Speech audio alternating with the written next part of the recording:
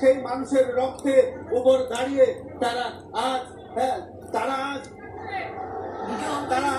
এই বিপুল জনস্রোতের মাধ্যমে এই মিছিলে সামিল হয়েছে আবার বৃদ্ধ লাখো মানুষ। আপনারা আসলে দেখতে পাচ্ছেন যে মানুষের স্রোত আসলে এই যেখানে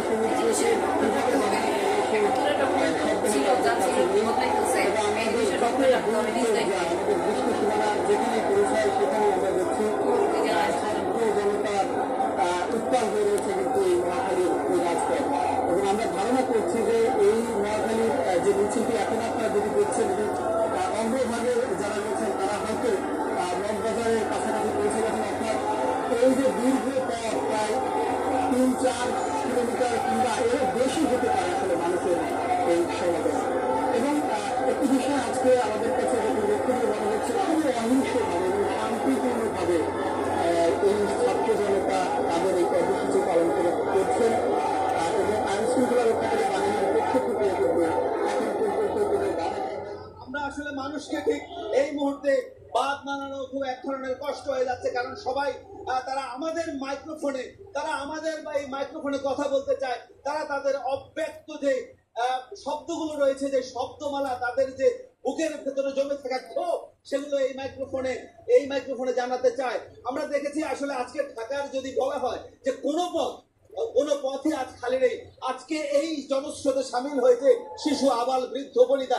আজকে আমরা দেখেছি এখানে কোনো ধর্ম পরিচয় নেই, কোনো রাজনৈতিক পরিচয় নেই, কোনো পক্ষ নেই। আমরা চেষ্টা করেছি সবার সাথে কথা বলা। তারা বলেছেন তাদের বুকে আজ তাদের ভাই হারানোর রক্তের সেই কান্না তাদের বুকে চেপে, তাদের ভাই হারানোর কান্না বুকে চেপে তারা আজ শরীক হচ্ছেন। এবং এইখানে আমরা দেখতে পাচ্ছি যে অনেকেই এসেছেন, যেমন এই মানুষটি এসেছেন তার ছেলেকে সাথে নিয়ে এসেছেন। আমরা মিরপুর 10 নম্বর থেকে পায়ে হেঁটে আমরা শাহবাগের উদ্দেশ্যে আসতে, এটা আমার ছেলে ছেলেকে নিয়ে রাজপথে নামছে। আজকে এই শেখ হাসিনা সরকারের পিটুয়া বাহিনী দিয়ে দেশটাকে অরাজ্যের ভিতরে ফেলে দিয়েছে, তাই আমরা বাধ্য হয়ে আজকে ঘরে থাকতে পারি নাই। তোমার কি অনুভূতি?